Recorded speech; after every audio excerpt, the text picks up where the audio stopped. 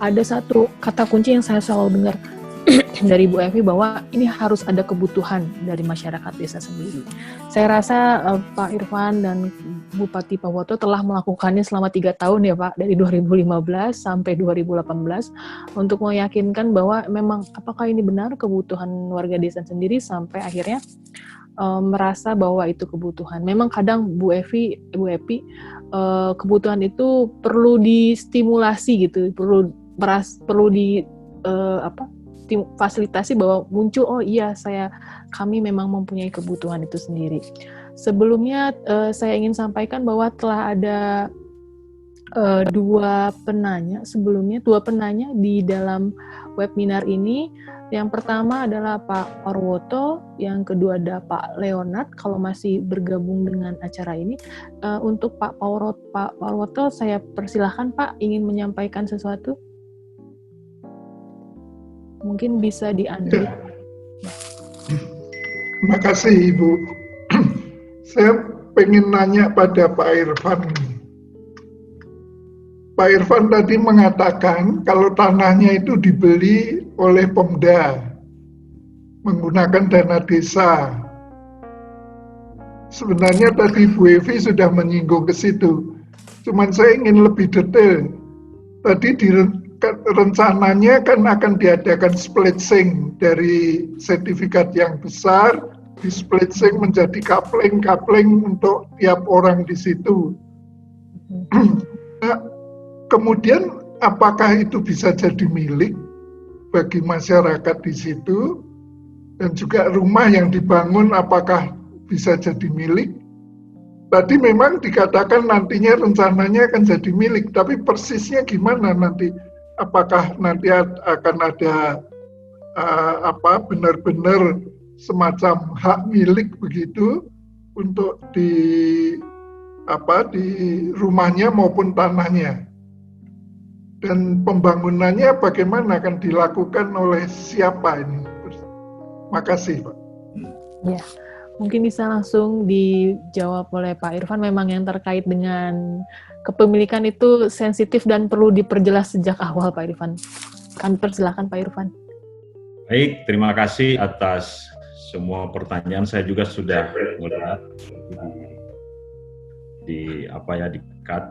Tapi secara umum saya bisa menjawab sebagaimana juga yang pertama terkait lahan. Jadi lahan ini kembali saya harus pertegas lagi bahwa lahan itu yang beli itu adalah pemerintah daerah, jadi pemerintah kabupaten. Jadi sekali lagi lahan itu pemerintah kabupaten yang beli. Kemudian desa hanya tinggal membangun di lahan yang sudah dibelikan kabupaten itu. Tentu mengapa jadi rapi seperti yang ada di video itu, sebagaimana pertanyaan dari Ibu Evi, memang dari Dinas Perumahan dan Pemukiman ini merencanakan secara baik. Jadi DED-nya itu di 18 titik kawasan itu DED-nya sudah ada. Jadi gambar-gambar dan lain-lain sudah ada, sehingga desa itu sudah dipandu RAB dan lain-lain, sehingga seragam penganggarannya di seluruh desa. Kemudian apakah ini menjadi kebutuhan atau tidak? Memang sejak awal seperti kami menjelaskan di awal bahwa sebelumnya tanpa ada rumah sehat komunal ini memang desa sudah sudah membangun tiap tahunnya.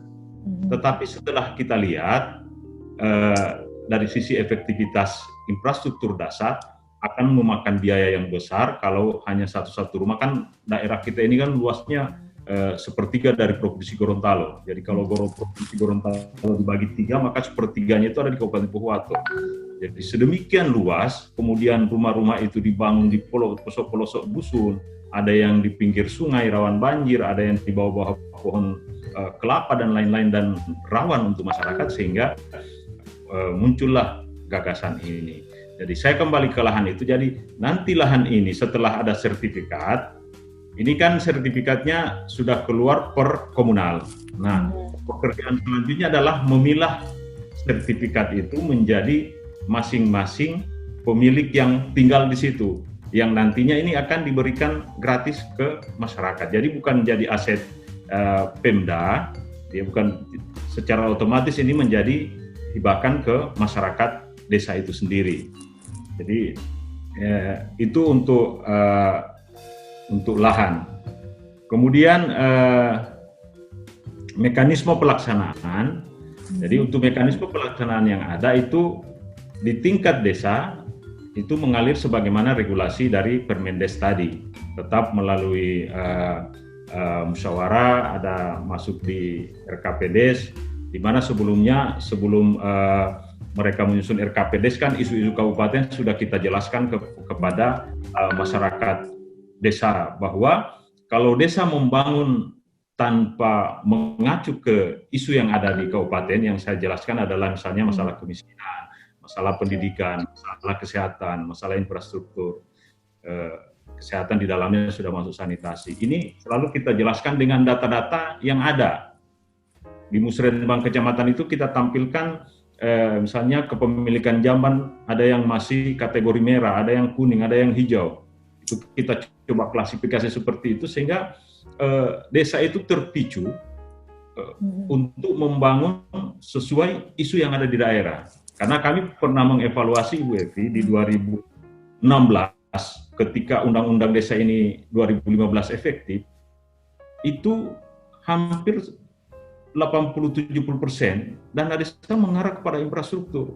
Mereka tidak bicara ekonomi, mereka tidak bicara kesehatan, mereka tidak bicara pendidikan. Sehingga mulai kita atur pelan-pelan, sampai juga menemukan rumah sehat komunal ini. Dan alhamdulillah sekarang berkat kolaborasi kita dari aspek perencanaan desa dan kabupaten bisa kita efektifkan, maka kalau mau dilihat dampak, alhamdulillah ada pengaruh yang signifikan dari penurunan kemiskinan, penurunan stunting, dan juga kepemilikan rumah. Jadi seperti itu, Mbak Ira. Ya. Pak, tadi dananya menggunakan dana mana waktu dibeli oleh Pemkab? Dana APBN atau APBD? Dana APBD Kabupaten, Pak. Kalau lahan itu APBD Kabupaten. APBD Kabupaten. Boleh itu untuk beli lahan? Ya. Penegasan boleh untuk beli lahan. Boleh. Kalau APBD Kabupaten ini, beli lahan. Ini pembelajaran untuk kita semua. Ya. Jadi desa. Jadi Pak Roto, jadi desa itu hanya tinggal membangun rumahnya aja. Ya. Lahan pemerintah kabupaten yang beli. Nah, dengan modal lahan yang ada 0,5 sampai 2 hektar yang ada, menjadi modal buat kabupaten untuk memperjuangkan skema-skema anggaran yang ada di pusat maupun di provinsi. Ada tadi yang tanyakan dengan PHK dan segala ya. Ada tadi yang mempertanyakan peran PKP provinsi. Menurut kami tanpa peran PKP provinsi kami juga tidak bisa mewujudkan akses sanitasi yang sampai sekarang ini sudah 90-an%. Karena setiap di rakor-rakor yang alhamdulillah melalui DAK, melalui Krisnadak yang difasilitasi oleh teman-teman Bappenas, itu kami menjadi terkoordinir secara baik. Jadi via WA, via rakor-rakor di provinsi, kami selalu mendahulukan isu-isu yang terkait sanitasi ini, apalagi ini masalah SPM air bersih dan sanitasi itu sangat terakomodir ya. Keuntungan kami dengan adanya kawasan-kawasan yang sudah tertata seperti ini, enak sekali kita mau menyampaikan usulan, sehingga artinya saran saya untuk kalau memang ini direplikasi oleh daerah lain, banyak sekali keuntungan yang bisa kita dapatkan untuk mengakses peluang-peluang anggaran baik itu hibah maupun dari APBN dan juga provinsi. Demikian, Pak Ira. Tadi sudah cukup jelas Pak Irfan. Iya, Terima kasih. Iya, sebentar Bu. Tadi sudah cukup jelas ya Pak Irfan mengatakan bahwa pemerintah kabupaten kota bisa membeli lahan. Dan seringkali kalau untuk dana-dana APBN yang dipertanyakan itu lahannya sudah clean and clear ya gitu Pak Irfan ya. Dengan kemampuan memanfaatkan bahwa APBD bisa digunakan membeli lahan, itu bisa men-secure bahwa bisa menjadi bisa menarik dana-dana lainnya. Mungkin bisa menjadi suatu hal baru bagi kabupaten kota lainnya bahwa Kabupaten Pohuwato bisa membeli lahan. Mari Bu Evi, ingin ada yang ditanyakan? Iya. Saya menambahkan aja jadi yang pertanyaan Pak Parwoto dan penjelasan dari Pak Irfan tadi kaitannya dengan aset, Pak. Ini soalnya kalau aset ini rada-rada sensitif gitu ya Pak ya. Nggak rada lagi, emang harus ini ya, harus clear gitu ya. Karena ini kaitannya dengan anggaran. Tadi terkait dengan dana desa Pak. Kalau dilihat dari kontribusi dana desanya ini kan lumayan besar kan Pak, 27,9 M gitu ya. Itu ada berapa desa gitu ya yang sudah menganggarkan untuk itu kan dibagi selama 3 tahun. Nah, desa di dalam menganggarkan untuk pembangunan rumah sehat komunal ini pemerintah desa dalam hal ini harus bisa mempertanggungjawabkan. Ya. Mempertanggungjawabkan kepada siapa? Ya kepada masyarakat desa. Nah, dalam hal ini diejawantahkan oleh BPD, Badan Pemusyawaratan Desa. Ya. Karena setiap akhir tahun desa itu kepala desa harus membuat laporan kinerja, gitu ya. Dan ini harus dipertanggungjawabkan. Nah, terkait dengan penggunaan dana desa yang notabene adalah APB desa untuk membangun rumah ini kan berarti APBD ini kan digunakan untuk membangun rumah tetapi di atas asetnya kabupaten, ya kan, di atas lahannya kabupaten. Tetapi bangunannya ini masih menjadi asetnya desa, Pak. Karena ini harus dipertanggungjawabkan oleh desa karena menggunakan dana APB desa. Yang dana desa adalah notabene adalah APB desa. Nah, kalau tadi yang disampaikan Pak Irfan gitu ya, bahwa setelah rumah jadi, setelah dihuni, nantinya akan diserahkan kepada penghuninya. Nah, penghuninya ini kalau penduduk desa yang bersangkutan yang waktu itu yang bangun mungkin no problem, tinggal nanti proses selanjutnya aja. Tapi yang menjadi masalah kalau misalnya yang menghuni itu bukan warga desa yang desa waktu itu membangun rumahnya itu menjadi masalah baru itu.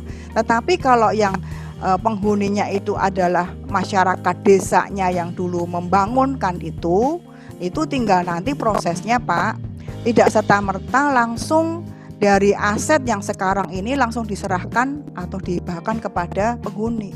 Tetapi harus ada prosedurnya Pak. Nah ini mungkin nanti bisa dengan Badan Pengelola Aset ini ya, daerah ya Pak ya. Tapi yang jelas yang kami tahu bahwa aset ini harus serahkan dulu kepada desa.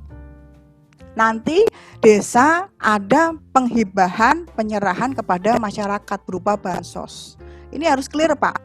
Ya, karena ini APBDes gitu ya, sama lah dengan APBN sama dengan APBD itu harus dipertanggungjawabkan gitu. Tidak serta merta udah membangun rumah selesai gitu ya, nggak bisa. Tapi ini harus karena kaitannya dengan aset. Jadi ini yang mungkin harus clear Pak Irfan ya.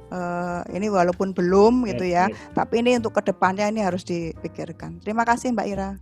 Ya. Terima kasih. Mungkin Pak Irfan, oke. Telah hadir tadi Pak Nurul Wajah Mujahid, Kasubdit Perumahan dari Direktorat Perkotaan Perumahan Permukiman, baru saja bergabung dengan kita semua. Mungkin Pak Nurul ada yang ingin disampaikan terkait diskusi kali ini yang sangat kental dengan aset, kemudian pemanfaatan sama peningkatan kesejahteraan masyarakat khususnya terkait dengan rumah, air minum, sanitasi, dan persampahan. Silahkan Pak Nurul. Ya, baik. Terima kasih Ibu Ira, Ibu narasumber dan Bapak narasumber.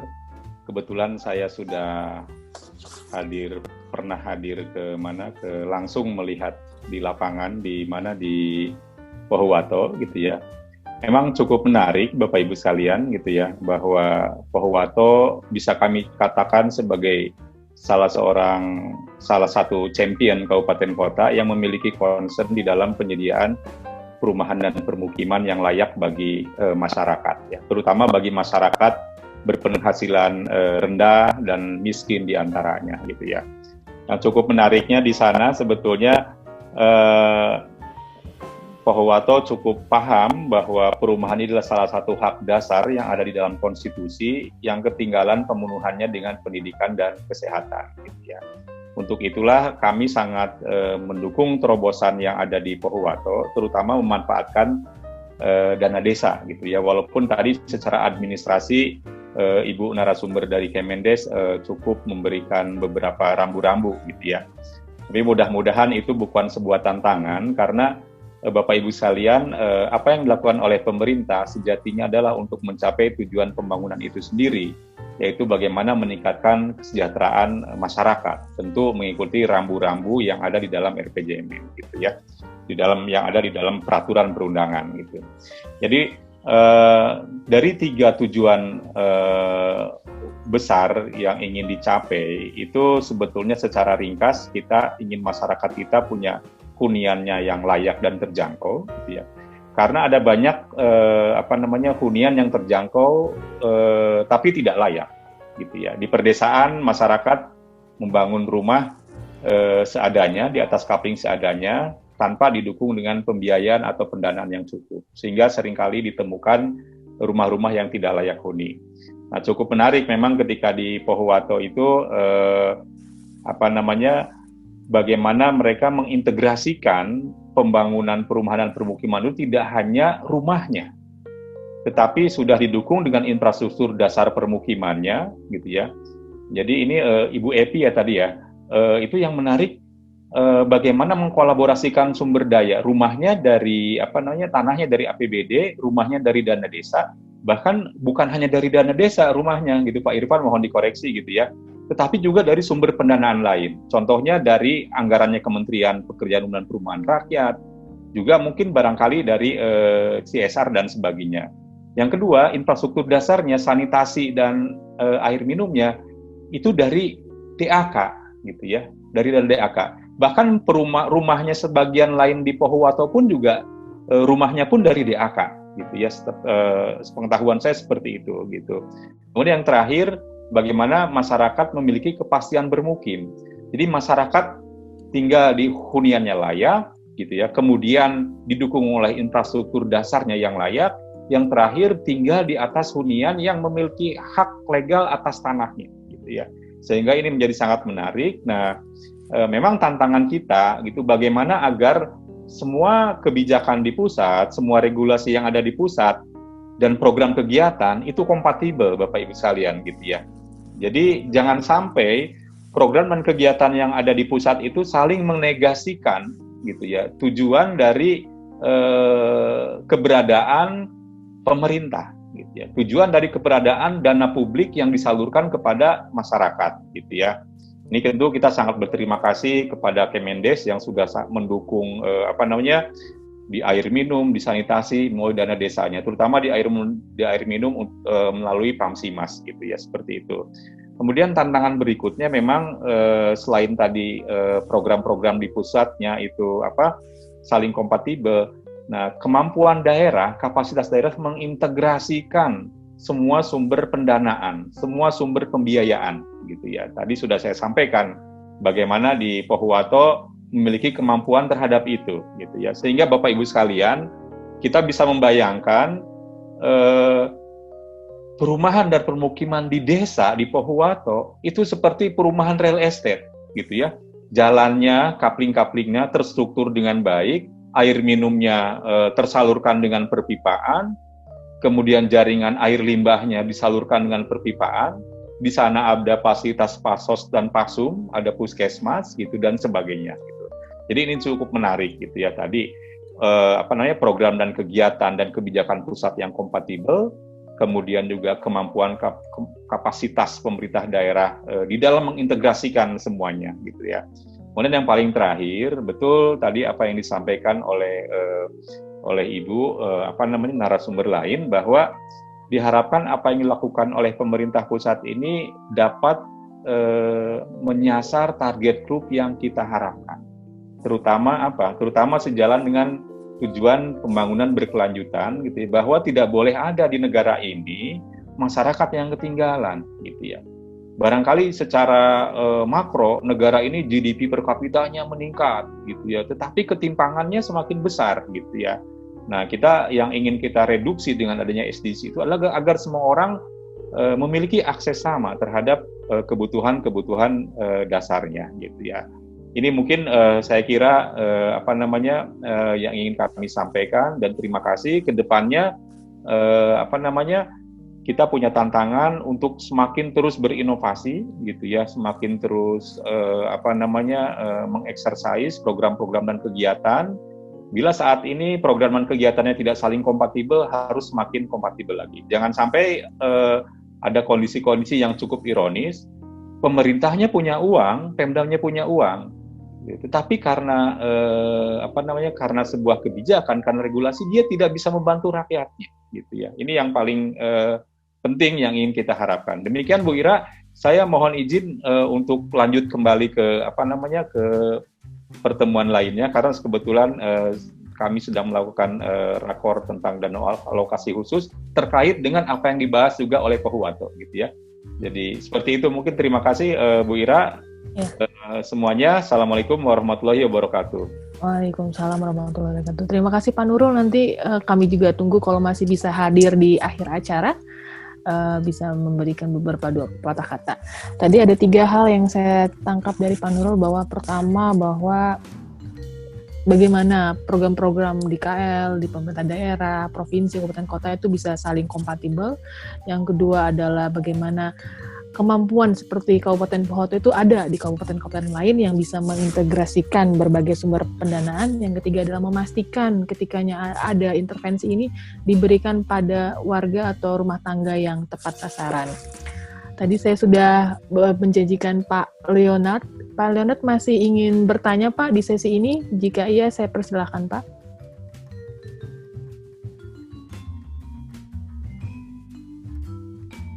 Pak Leonard masih hadir bersama kita? Jika tidak, saya ingin undang Pak Leonard. Iya, silakan Pak Leonard. Mungkin bisa di-unmute, Pak.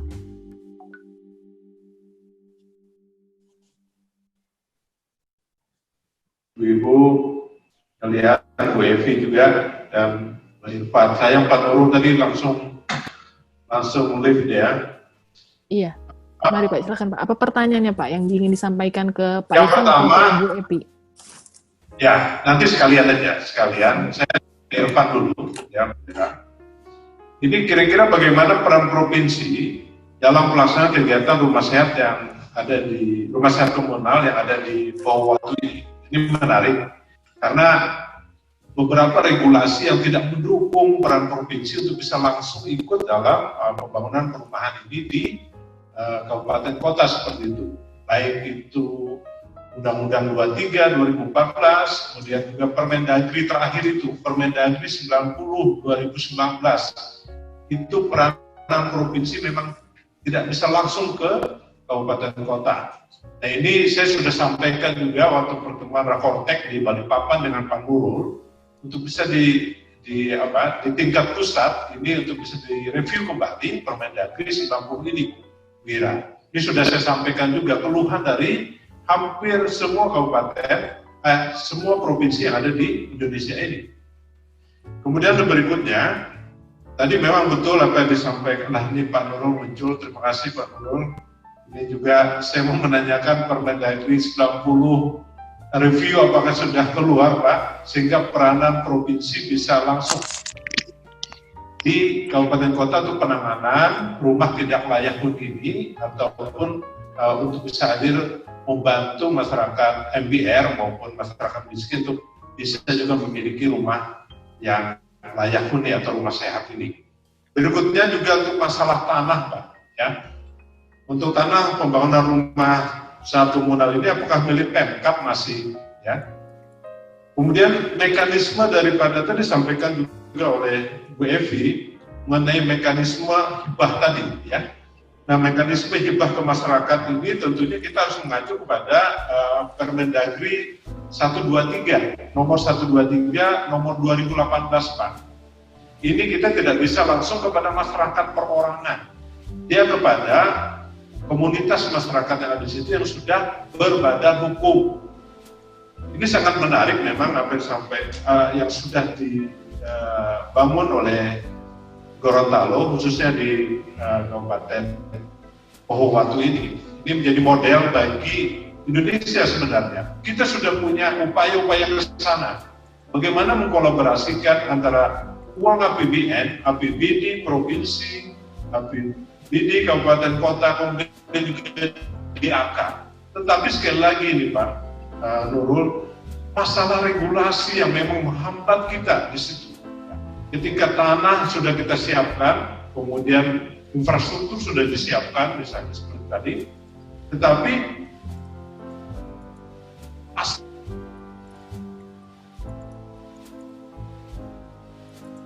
Pak Leonard hilang Pak, mungkin bisa. Wah, sepertinya Pak Leonard off dari aplikasi ini. Mungkin saya bisa simpulkan bahwa yang sembari menunggu Pak Leonard hadir kembali, tadi ada 2 pertanyaan, satu untuk Pak Irfan, bagaimana peran provinsi Pak dalam, Pak Leonard ada yang ingin dilengkapi? Mungkin bisa kami sampaikan. Bu Ira, terima kasih, salam sehat semua ya di pandemi COVID-19 ini. Terima kasih. Iya, terima kasih Pak Leonard. Tadi ada satu pertanyaan ke Pak Irfan tentang peran provinsi, dan mungkin pertanyaan yang kedua terkait adanya regulasi yang menghambat peran provinsi. Mungkin ada Ibu Foni yang hadir di dalam acara ini, saya undang untuk bisa dari Kementerian Dalam Negeri, mungkin saya ingin undang untuk bisa memberikan pendapat. Sebelumnya mungkin pertama untuk Pak Irfan, yang kedua nanti saya undang Bu Foni. Silakan Pak Irfan. Baik, terima kasih Ibu Ira. Terima kasih Pak Nurul tadi atas apresiasinya dan mendukung inovasi ini. Saya kembali menanggapi yang disampaikan Ibu Evi. Pertama, kami berterima kasih sudah diberi masukan yang luar biasa terkait aset ini, karena memang ini masih sementara berproses dari 2018, 2019, 2020 ini baru satu sertifikat yang keluar dari BPN, karena memang juga di BPN juga banyak persyaratan-persyaratan yang disampaikan sebagaimana yang disarankan tadi. Jadi untuk tanah, sekali lagi tanah ini memang kabupaten yang membeli, yang membebaskan, yang nantinya secara mekanisme akan kita tempuh seperti yang disampaikan dari Ibu Evi dari Kemendes tadi. Jadi akan dihibahkan ke desa, kemudian dari desa akan disampaikan ke masyarakat yang ada di situ. Yang jelas masyarakat yang menempati rumah itu adalah masyarakat yang berasal dari masing-masing desa.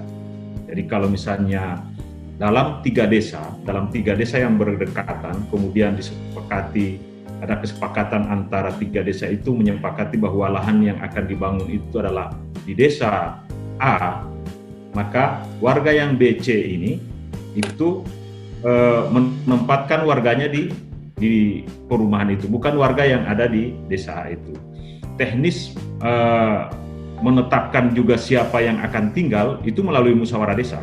Bahkan kalau mau dilihat daftar tunggunya sampai sekarang juga masih banyak yang ingin dibangunkan rumah seperti itu. Bahkan desa kewalahan. Sehingga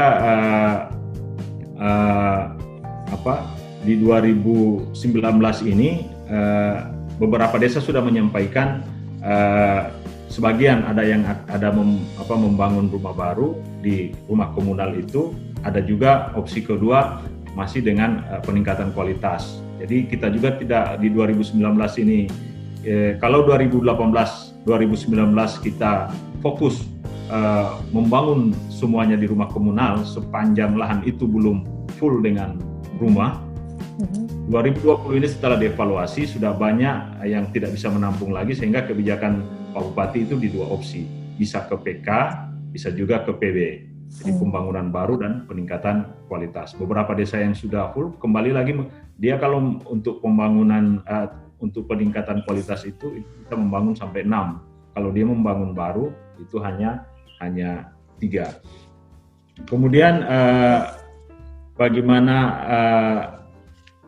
peran provinsi? Sesungguhnya kalau dari struktur PKP, peran provinsi lebih banyak membantu kami dalam mengakomodir berbagai usulan-usulan infrastruktur dasar yang dibutuhkan di rumah sehat komunal itu.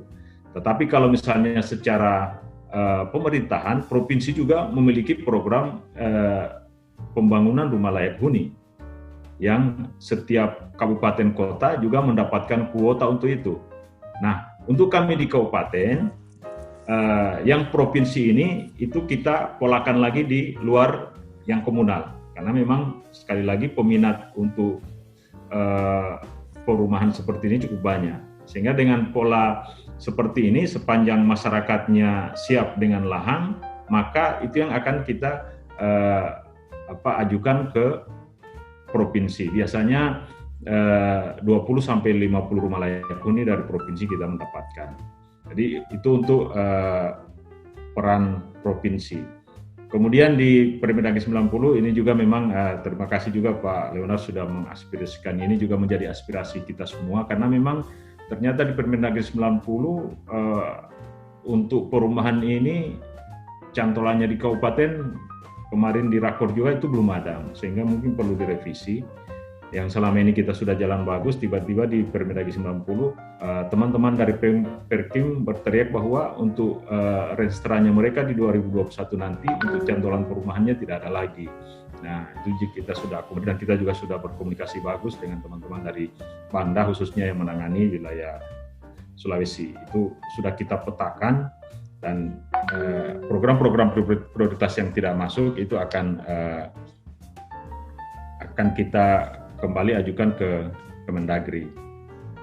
Itu sementara dari kami, Ibu Ira. Terima kasih. Baik, terima kasih Pak Irfan. Tadi ada satu pertanyaan lagi tentang Permendagri 90 tentang klasifikasi dan kodifikasi. Ada 2 peserta dari Bangda, Pak. Di sini ada Pak Aryo dan Ibu Foni. Saya mungkin undang salah satu dari mereka yang ingin sedikit menyampaikan dan merespon bagaimana progres dari revisi dari Permendagri itu sendiri. Ibu Foni atau Pak Aryo yang ingin merespon? Saya Mbak Ira. Oke, silakan ya. Ibu Foni. Ya, makasih Mbak Ira. Ya. Selamat siang Pak Nurul juga Pak Irfan. Terima kasih ini saya sudah diundang kebetulan di acara ini.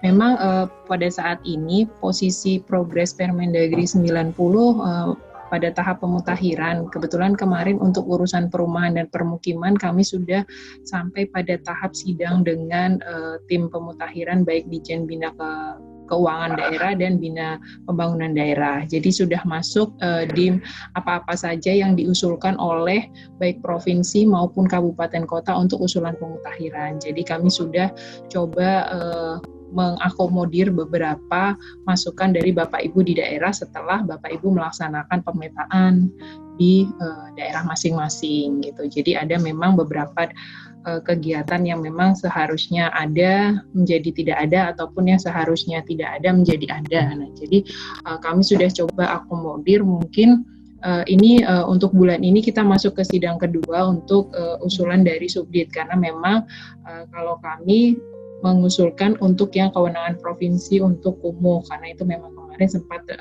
terhapus gitu. Jadi tidak ada di Permen 90 yang lama gitu. Jadi ini kami sudah coba akomodir untuk revisi masukannya yang berdasarkan hasil DIM yang Bapak Ibu kirimkan ke Bangda gitu. Mungkin itu saja Mbak Ira perkembangan terakhir yang bisa saya sampaikan. Terima kasih. Ya.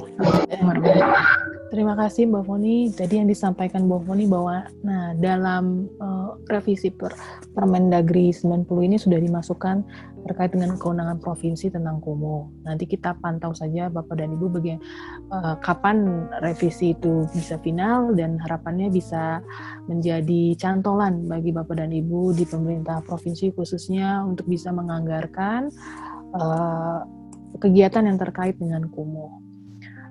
Selanjutnya ada beberapa penanya lagi Bapak dan Ibu. Pertama dari, sebelum tadi saya lihat ada dari Ditjen PNP, apakah masih ingin bertanya? Ditjen PNP? Jika tidak, saya akan undang Bapeda Aceh Tamiang.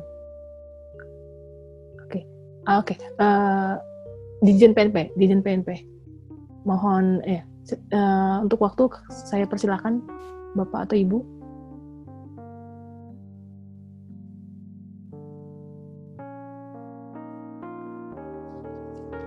Ya, mungkin di unmute.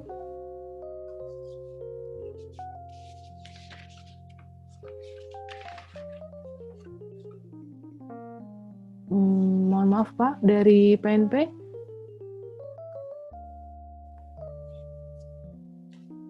Masih ingin menyampaikan pertanyaannya?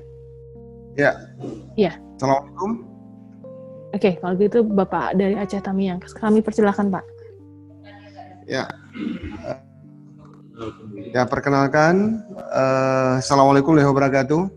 Waalaikumsalam warahmatullahi wabarakatuh. Ya, kami dari Kabupaten Aceh Tamiang, dari Bapeda Kabupaten Aceh Tamiang. Kebetulan ini tadi Pak Kepala Bapeda ada, kebetulan bertemu Pak Sekda, jadi ini ada Pak Sekretaris, kemudian para kepala bidang di Bapeda. Alhamdulillah kemarin atas undangan Pak Nurul Mujahid kami mengikuti acara ini dan sangat menarik bagi kami karena kemarin kami menginginkan program DAK perumahan terintegrasi, walaupun ada beberapa alternatif yang sudah ditawarkan dari konsep nasional. Dan ini menjadi menarik buat kami di daerah, khususnya ini kalau ada pedoman-pedoman yang maksudnya terintegrasi antara Kementerian Desa, kemudian Bappenas dan Kemendagri, jadi satu kesatuan, termasuk skim atau konsep lainnya yang bisa kami pedomani di daerah sehingga nggak tumpang tindih nantinya. Terkait seperti aset tadi, ini yang berbahaya kan seperti aset. Ketika dana desa, asetnya jadi aset desa, tanahnya tanah Pemda. Tapi kalau tawaran dari Pak Nurul Mujahid yang seperti kemarin disampaikan, ada konsep seperti cicilan, masyarakatnya mencicil, daerah menyiapkan, itu yang sangat baik.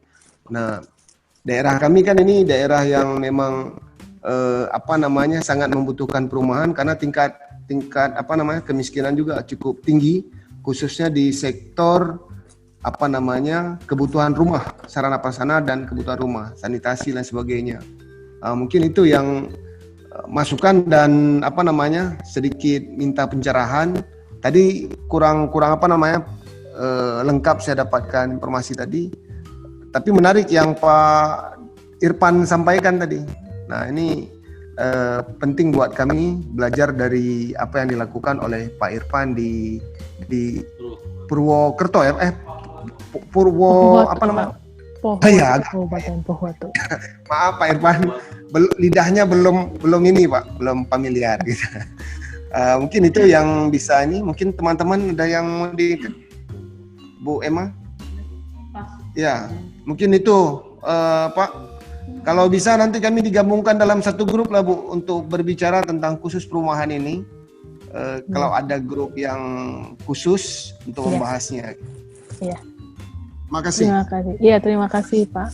Tadi Pak Irfan, sebetulnya ini kan adalah pembelajaran selama 2016 sampai 2020 tahun itu 4 tahun gitu. Apakah pembelajaran itu pernah dituangkan menjadi suatu pedoman, suatu tulisan gitu, sehingga nanti kalau ada orang yang ingin mengulang kembali sudah tahu tahapan yang pertama. Misalnya tahapan yang pertama misalnya membeli lahan, tahapan yang kedua apakah ada dalam bentuk seperti itu Pak?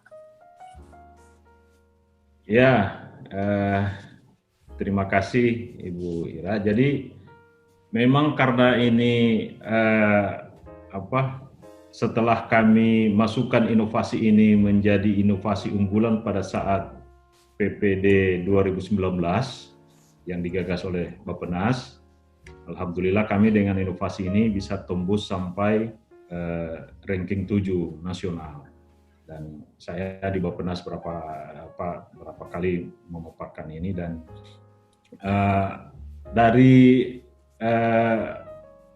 setelah acara itu justru juga teman-teman dari Bappenas yang berinisiasi membukukan ini.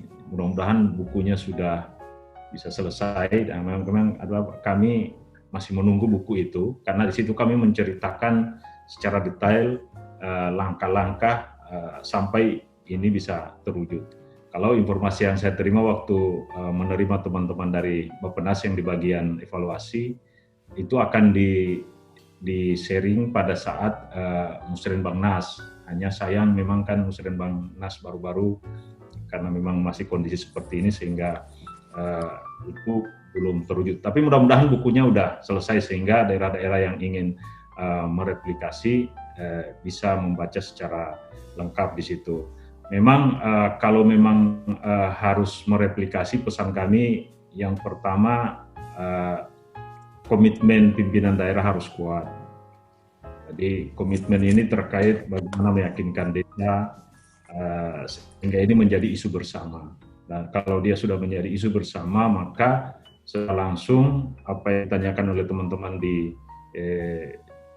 forum ini, mulai dari apakah itu disetujui oleh masyarakat atau tidak, lewat mekanisme musyawarah desa yang memang menjadi rangkaian perencanaan desa, itu dengan sendirinya akan terpandu. Dan selama ini juga karena memang menjadi kebutuhan dasar masyarakat, selalu menjadi isu prioritas juga di desa. Hanya kami dari kabupaten melihat sebuah peluang bagaimana kalau ini kita organisir, kemudian kita coba masuk dengan sebuah pendekatan baru yang namanya kolaborasi pendanaan itu. Dan ternyata kata kunci kolaborasi inilah yang menjadi pemicu kita hampir tiap saat selalu berinteraksi, baik melalui media maupun di rapat-rapat Bapeda. Hampir setiap saat kalau ada isu rumah komunal, saya harus memanggil teman-teman yang ada di Pokja PKB, karena secara keseluruhan isu perumahan, air bersih itu kita rapatkan sekaligus. Ada yang bisa menjadi peluang, misalnya kita harus minta bantuan provinsi, kami bisa berkomunikasi lagi dengan teman-teman di provinsi. Kemudian energi yang kedua ya, kepala Bapedanya juga harus siap 24 jam diganggu untuk isu-isu ini. Tapi kalau sudah jalan bagus, hanya di awal-awal. Pengalaman saya 2016 ketika harus memfasilitasi ini hampir tiap bulan, pertanyaan dari desa dan lain itu harus clear, kita harus sabar, kita meyakinkan. Tapi setelah penyiapan sosial ini clear dengan menyandarkan pada regulasi desa dan regulasi kabupaten, pada akhirnya 2018-2019 dia cepat sekali pembangunannya, hampir tidak ada lagi tantangan. Hanya memang tantangan berikutnya ini memang diskusi kita yang memang di masalah lahan itu, yang memang sampai sekarang di tingkat BPN, karena memang sebagaimana masukan Ibu Ebi tadi, saya berterima kasih. Insya Allah ini akan kita akan kita tempuh lagi, karena memang ini masalah kepemilikan lahan yang miliknya kabupaten sudah disertifikatkan. Dalam pemahaman kami dengan teman-teman Perkim, sebagaimana juga Pak Bupati berkunjung ke rumah-rumah komunal menyapa masyarakat, itu akan diserahkan langsung sertifikatnya itu ke pemiliknya. Tetapi ternyata tadi ada masukan, nah itu kami berterima kasih, untuk itu akan kami coba bawa ke rapat koordinasi. Kemudian yang tantangan yang ada sekarang,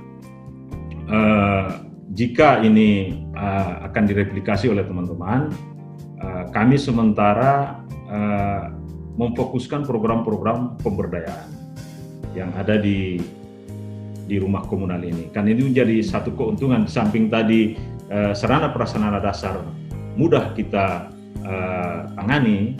Nah, permasalahan berikutnya ketika kami evaluasikan, ibu-ibu yang tinggal di situ ingin ada pekerjaan dan lain-lain, sehingga kita di 2020 ini sudah bentuk semua koperasi yang ada di rumah komunal itu, karena lumayan. Dalam satu kawasan itu sudah ada tinggal 64 sampai 84 KK yang butuh akses ekonomi. Bahkan desa-desa juga sudah menyampaikan perlu fasilitas umum, fasilitas sosial. Dan lebih bersyukur lagi kami, beberapa desa juga berinisiasi untuk bekerja sama. Kami akan membangun PAUD di situ. Kami akan membangun poskesdes di situ misalnya. Nah, ini juga inisiasi desa yang melihat ini sebuah kebutuhan yang dibutuhkan oleh masyarakatnya yang ada di situ. Untuk saat ini dari kabupaten sudah memprogramkan program-program pemberdayaan yang memang sudah jalan saat ini adalah koperasi. Dan alhamdulillah koperasi yang kita pilotkan di 5 titik rumah komunal yang ada sekarang ini itu sudah sangat bermanfaat pada pencairan dana desa ini. Karena di dana desa ini kami menghimbau seluruh kepala desa, tolong anggaran yang 600.000 per KPM untuk 3 bulan ini belanjanya jangan belanja di luar desa. Kita belanja di kios-kios yang ada di desa supaya perputaran uang tetap ada di desa. Karena di sana ada 5.012 kios yang ada di Kabupaten Pohuwato ini yang harus juga dimanfaatkan.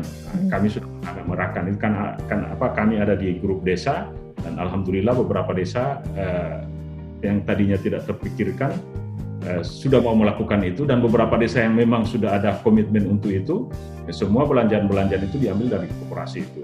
Kemudian juga pada bulan Agustus lalu, karena memang kami selama ini ada kerjasama dengan UGM terkait penempatan KKN yang dari UGM, sudah hampir 6 tahun ini kami konsisten itu, dan teman-teman UGM punya inovasi tersendiri lagi di salah satu kecamatan, dan di rumah komunal itu mereka membuatkan yang namanya kolam aquaponik, yang itu kalau bisa saya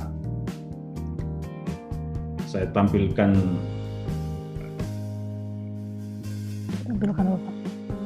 paparannya. Oh, Bapak mau share screen kah atau bagaimana? Sebentar ya, saya coba. Jadi seperti itu Ibu Ira ya. Iya. Terima kasih Pak Irfan tadi penjelasannya. Tadi sebenarnya Bapak Ibu narasumber baik pun peserta di sini sudah ada beberapa pertanyaan yang dikumpulkan oleh dicoba dikompil oleh panitia terkait dengan acara ini. Ada beberapa hal yang memang sudah terjawab Pak dari selama sepanjang diskusi, tetapi ada juga yang belum. Mungkin saya ingin tampilkan pada pertanyaan nomor 18 Pak. 18, mohon panitia nomor 18. Pertanyaannya adalah tentang pertanyaan nomor 18. Iya. Nah, tadi kan sebagian besar memang terkait dengan tanah, Pak. Ada pertanyaan apakah tidak ada peran dari pertanahan, mungkin kantor tanah atau BPN, Pak, terkait dengan sertifikasi yang kawasan gedenya sama split ke persil individualnya, atau memang begini Pak Irfan? Ya, terima kasih. Memang kalau disampaikan peran pertanahan, nah teman-teman pertanahan ini kan di Pokja juga ada, bahkan di rapat-rapat koordinasi kita selalu kita undang. Hanya memang mengeluarkan proses administrasi di dalam itu kan juga SOP-nya ada persyaratan-persyaratan tertentu, sehingga dari sejak 2017 sertifikat kita untuk 18 kawasan rumah komunal ini itu baru satu yang keluar, yang selebihnya ini masih sementara dalam proses, dan itu oleh Pak Bupati sudah ditargetkan oleh Pak Bupati kepada Dinas Perkim yang menangani ini, karena di Dinas Perkim itu ada salah satu bidang yang khusus menangani bidang pertanahan di struktur organisasi, di OPD-nya Perkim itu. Jadi proaktif dari teman-teman pertanahan juga luar biasa, mereka diundang via WA maupun undangan resmi selalu langsung bisa bergabung dengan kita, baik di rapat Pokja PKP maupun di grup TKPRD kita.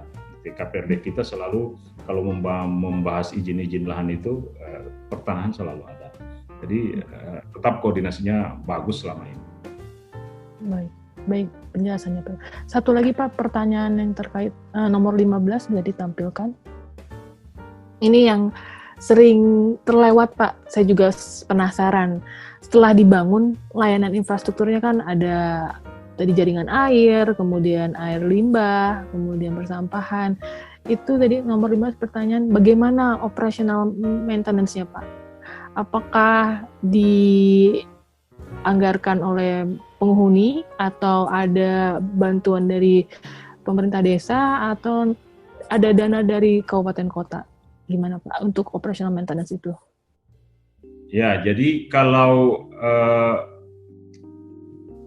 maintenance dari, kalau PDAM kan secara selama ini yang memang ada di rumah komunal tidak ada yang mengelola air sendiri, itu masih langsung bisa terakses oleh PDAM semuanya, sehingga tidak ada masalah untuk itu. Yang memang menjadi agak menjadi titik perhatian ke depan ini adalah masalah di sanitasinya. Sanitasi, Pak. Utamanya di MCK itu. Kan itu banyak keluhan-keluhan, kita bangunkan septic tank komunal di situ, karena namanya juga partisipasi masyarakat kurang itu, dan mungkin kurang memahami sehingga tidak berfungsi dengan baik. Ketika rusak, bukan ada inisiasi di situ untuk bergotong royong memperbaiki, tetapi masih lebih banyak aspirasinya ke kabupaten. Nah, memang untuk isu ini, andainya juga teman-teman dari Pokja Nasional bisa mendukung kami sudah bulan lalu ketemu dengan teman-teman yang ada salah satu yang ahli dan sudah mencoba di salah satu rumah yang ada di Pohuwato ini, katanya yang dari limbah itu ya bisa buat satu inovasi membuat penerangan berbasis limbah komunal itu. Jadi mumpung ini sudah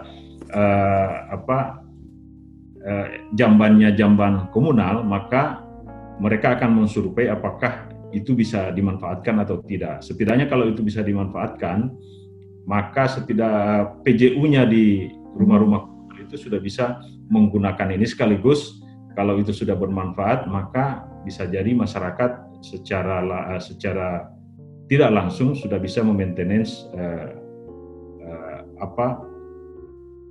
fasilitas yang kita bangunkan. Jadi sekali lagi, kalau dievaluasi rumah sehat komunal ini, sesuatu yang memang masih PR di kita itu adalah di persoalan pemberdayaan dan juga kelembagaan yang ada di masing-masing komunal itu. Jadi kalau kelembagaannya sudah oke misalnya tapi memang ini sudah kita sarankan ke seluruh camat-camat dan kepala desa hendak membuat satu struktur kelembagaan yang di rumah komunal itu, karena sudah ada 84 KK, mungkin dia sudah dengan label dusun, atau misalnya ada ketua rumah komunalnya yang bisa menginisiasi ketika ada fasilitas-fasilitas umum yang rusak di situ, mereka secara mandiri bisa. Secara mandiri ya Pak ya, bisa merespon. Misalnya kalau kerannya patah gitu, nggak mungkin harus menghubungi Pak Bapeda gitu kan Pak. Satu hal yang bisa diselesaikan di lingkupnya masing-masing ya Pak.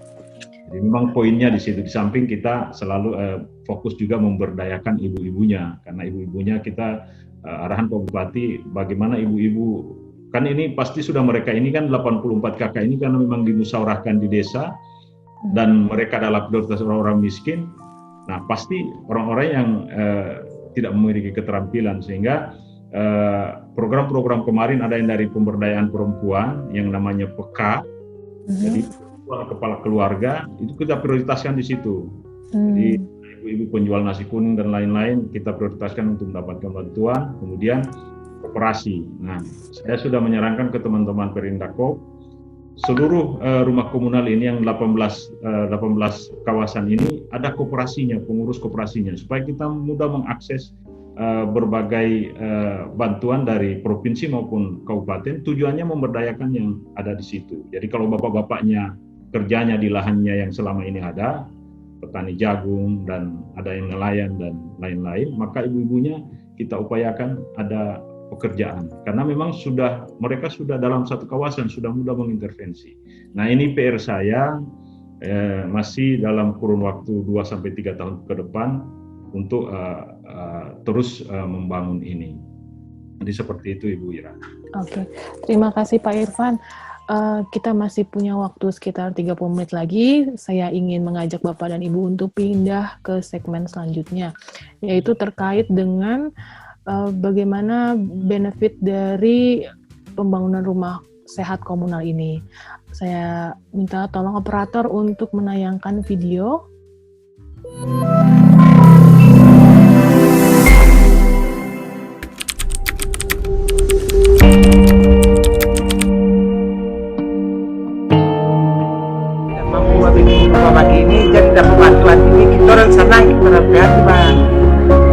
kasih bantuan ini dengan pemerintah. Saya tidak punya rumah, tidak ada tanah. Ya alhamdulillah sekarang saya sudah dapat rumah komunal, sudah ada lampu, sudah ada air, pam, sudah pasang papi, drainase. Memang sudah lebih gagah sekali. Ya alhamdulillah, saya senang Pak, saya merasa syukur Pak. Saya mendapat rumah dari pemerintah Pak. 14 tahun tidak pernah tersentuh bantuan. Alhamdulillah begitu ada pelaksana harian itu Pak Kasim, ya saya diberikan rumah. Alhamdulillah sudah ada WC-nya, sudah ada lampunya. Terima kasih. Pemerintah tetap bantuan.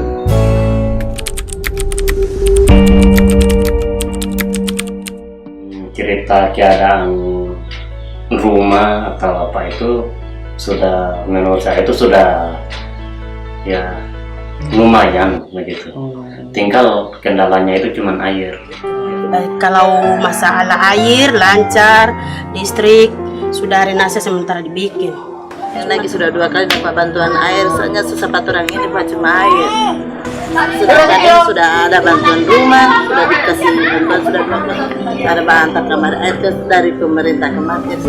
Terima kasih kepada pemerintah daerah sudah memberikan rumah.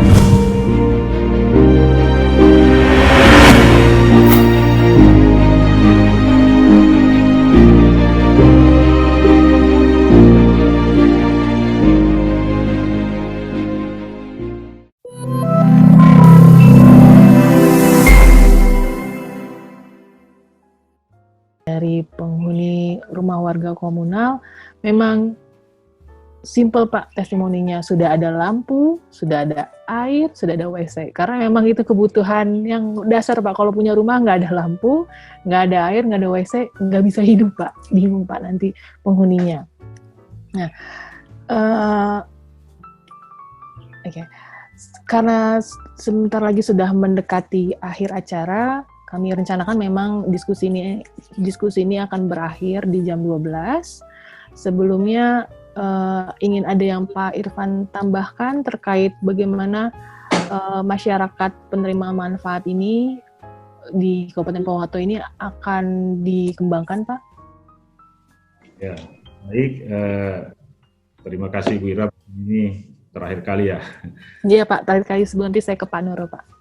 Closing statement. Jadi tentu saya bisa berharap kepada Pak Nurul menjadi Bappenas yang mengapresiasi ini. Memang seperti penyampaian saya tadi, kami sekarang ini fokus kepada pemberdayaan, termasuk maintenance juga di dalamnya, utamanya terkait isu jamban komunal tadi. Memang ada beberapa teman-teman yang memang pakar di ahli itu ingin melakukan satu desain bagaimana ini dimanfaatkan untuk PJU rumah komunal itu. Menurut saya kalau inovasi ini bisa terwujud maka menjadi sesuatu yang luar biasa. Kalau dari limbah septic tank ini itu bisa direkayasa menjadi sebuah lampu, dan memang selama ini yang begini sudah biasa. Tapi kalau itu sudah bisa kita wujudkan di rumah komunal, maka dengan sendirinya sanitasi yang ada, jamban-jamban ada yang memang tadi masih ada beberapa keluhan. Kedua, saat ini memang lagi fokus bagaimana pemberdayaan ibu-ibu yang ada di dalamnya. Insya Allah lewat forum ini kalau ada lembaga-lembaga yang memang berminat untuk pemberdayaan perempuan, kami siap dengan kalau masing-masing rumah komunal di 18 titik ini bisa 5 kelompok, maka tinggal dikali 18. Ada hampir 200-an kelompok yang bisa kita berdayakan. Dan itu kami sudah mulai. Kemudian kami berterima kasih tadi banyak masukan-masukan khususnya terkait aset. Ini poin penting yang akan kami kembali diskusikan dengan teman-teman Perkim dan BPN sebagaimana masukan Ibu Epi tadi. Demikian dari kami Mbak Ira, terima kasih atas kesempatan ini sudah bisa sharing dengan teman-teman, dan kami siap melalui WA atau telepon untuk hal-hal terkait rumah komunal ini. Terima kasih. Assalamualaikum. Terima kasih Pak Irfan atas sharingnya. Saya undang Ibu Epi mungkin untuk memberikan tanggapan terakhir atau masukan terkait dengan dana desa, Ibu. Ya, terima kasih Mbak Ira, terima kasih Pak Irfan, Pak Nurul, salam kenal. Pak Nurul belum pernah ketemu. Ya, dan Bapak Ibu sekalian, ya, dari diskusi kita dari pagi tadi, memang poin penting yang dari tadi juga kita diskusikan gitu ya, terkait dengan aset ini menjadi hal yang sangat krusial gitu. Ini juga terjadi juga di Pamsimas gitu ya, di berbagai program pemerintah, program provinsi, kabupaten yang ke desa gitu ya. Ujung-ujungnya bagaimana terkait dengan aset gitu ya. Bagaimanapun juga desa juga harus mempertanggungjawabkan APBDes-nya gitu ya. Jadi tidak bisa mebelanjakan APBDes-nya tapi tidak jelas itu menjadi asetnya siapa. Itu yang harus kita bantu desa untuk hal tersebut. Oleh karena itu memang Pak Huwato ini mempunyai sebuah terobosan gitu ya, yang selama ini yang kami tahu gitu ya, desa masing-masing desa itu membangun yang namanya rutilahu ya, rumah tinggal layak huni. Nah, itu dilakukan oleh masing-masing desanya. Nah, misalnya di lahan desa gitu ya, dan nanti kalaupun itu aset akan diserahkan kepada masyarakat gitu ya, itu berupa bansos dalam arti membangunkan dengan memberikan bantuan material gitu ya, dan selama ini yang terjadi seperti itu gitu ya, sehingga tidak full semuanya memang dibantu oleh desa selama ini membangunkan bangunannya dengan memberikan material gitu ya. Tapi ini memang Pak Huwato ini sebuah terobosan ya. Terobosan bagus, tetapi asal memang harus mengikuti peraturan perundangan yang ada, mengikuti aturan yang ada. Itu aja pesan-pesan sponsor dari Kementerian Desa gitu ya. Bagaimanapun juga kita bantu gitu ya desa. Kita tahulah bagaimana sumber daya manusia desa gitu ya. Jangan sampai dengan ketidaktahuan tetapi nanti dipermasalahkan pada saat ada audit gitu ya. Ada audit, nah akhirnya desa yang disalahkan padahal ketidaktahuan. Nah, ini yang jangan sampai hal itu terjadi. Dan ini juga untuk pembelajaran bagi Bapak Ibu sekalian yang dari provinsi lain yang akan melaksanakan seperti yang di Pak Huwato. Ini juga kehati-hatian juga penting, itu pesan kami gitu ya. Aturan peraturan perundangan harus diperhatikan betul supaya tidak tabrak sana tabrak sini. Dan yang terpenting adalah tadi hal-hal yang seperti yang saya sampaikan, kalau menggunakan dana desa, prinsip-prinsip untuk prioritas penggunaan dana desa jangan diabaikan, seperti kewenangan desa, kemudian swakelola gitu ya, partisipatif gitu ya. Itu yang tidak boleh diabaikan. Bagaimanapun dana desa ini itu adalah hak desa, menjadi kewenangan desa. Jadi kalaupun ada arahan dari supradesa baik kabupaten, provinsi maupun pusat itu terkait dengan perencanaan yang harus inline, itu tidak masalah, tetapi tidak bisa memaksakan gitu ya desa untuk hal-hal yang itu bukan menjadi kewenangan desa.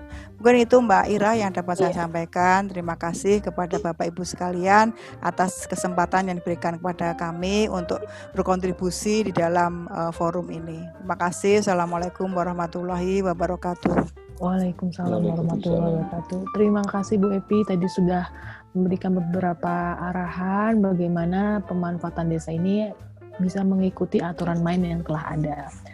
Untuk yang terakhir dari narasumber kita, Pak Nurul, ingin menyampaikan sesuatu, Pak? Ya, mungkin sedikit aja, Mbak Ira. Kalau tadi kami amatin, berarti kuncinya sebetulnya Pertama, selain kolaborasi, yang kedua integrasi, yang ketiga itu inovasi gitu ya.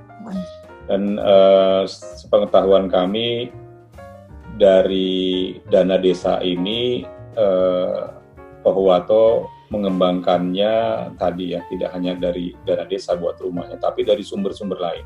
Sumber-sumber lainnya itu terutama mungkin tadi ya, anggaran dari kementerian gitu. Bahkan yang kalau tadi mungkin sempat dilihat, pelaku pembangunannya pun, tukangnya pun yang menarik ke sana, yang ini bukan dari dana desa, waktu itu dari dananya kementerian. Tukangnya adalah narapidana, ya. Jadi saya melihat bagi orang-orang yang berbaju oranye, ya Pak ya, waktu itu ya kuning gitu, oranye, itu mereka dilatih untuk menjadi tukang gitu ya. Kemudian mereka dijaga oleh sipir-sipir gitu ya Pak ya di situ. Nah, kemudian setelah mereka keluar dari penjara, mereka punya keahlian baru, keahlian pertukangan, punya bekal modal buat beli peralatan tukang gitu ya, karena kalau tidak salah mereka mendapatkan gaji ya gitu ya Pak Irfan ya. Nah ini cukup menarik gitu ya, jadi kolaborasi, dan itu bahkan lebih luas lagi gitu, dengan penciptaan lapangan kerja, dengan pembinaan sosial tadi sampai ke narapidana.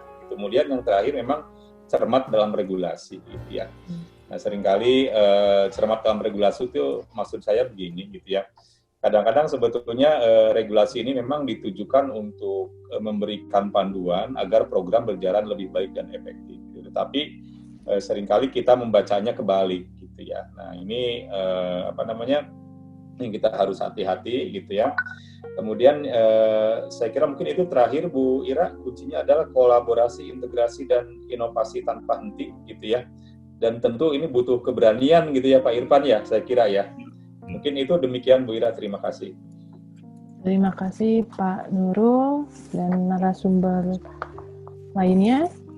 Sebelum, tadi saya coba, tadi Pak Nurul sudah menyimpulkan ada 3 hal penting, kolaborasi, integrasi, dan inovasi. Kemudian dari Pak Irfan tadi bilang kalau mau mereplikasi butuh komitmen dari kepala daerah agar bisa membuat ini isu menjadi isu bersama, isu tidak hanya di level pemerintah tapi juga isu di masyarakat. Yang kedua adalah ketika juga ingin mereplikasi, sekarang Pak Irfan lagi di tahap bagaimana fokus ke pemberdayaan dan mengembangkan kelembagaan dari masyarakat yang tinggal di rumah komunal saat itu sendiri. Dan dari Bu Evi juga tadi menyampaikan bahwa mohon untuk mengikuti aturan-aturan dan regulasi yang berlaku. Sebelum saya tutup diskusi ini, saya ingin mengingatkan bahwa Bapak Ibu yang hadir di webinar ini dan juga di YouTube agar mengisi polling. Polling ini akan penting buat kami Bapak dan Ibu, menjadi masukan bagi kami untuk kalau kami ingin menyelenggarakan webinar selanjutnya, kira-kira apa saja yang bisa diperbaikan. Jadi ada 3 pertanyaan sangat singkat bisa dilakukan sekarang. Yang pertama adalah apakah webinar ini bermanfaat? Yang kedua adalah apakah Bapak dan Ibu bersedia kembali diundang? Yang ketiga adalah jika ingin webinar, topik apa yang sebaiknya kami sampaikan di webinar sendiri. Bagi Bapak dan Ibu yang hadir di siaran YouTube, pemberian polling, deskripsi bisa dilihat di deskripsi. Ya, kami tunggu Bapak dan Ibu pollingnya ya Bapak Ibu, karena akan menjadi masukan buat kami. Untuk singkat kata, walaupun lebih cepat 10 menit, saya izin untuk mengakhiri diskusi kali ini. Saya tutup dengan mengucapkan alhamdulillah dan saya sampaikan mohon maaf jika terdapat kesalahan, kata atau kurang berkenan selama diskusi ini. Terima kasih kepada ketiga narasumber kita, Pak Nurul, Pak Irfan, dan Bu Evi. Kami harap bisa bertemu dengan Bapak Ibu lagi di webinar selanjutnya.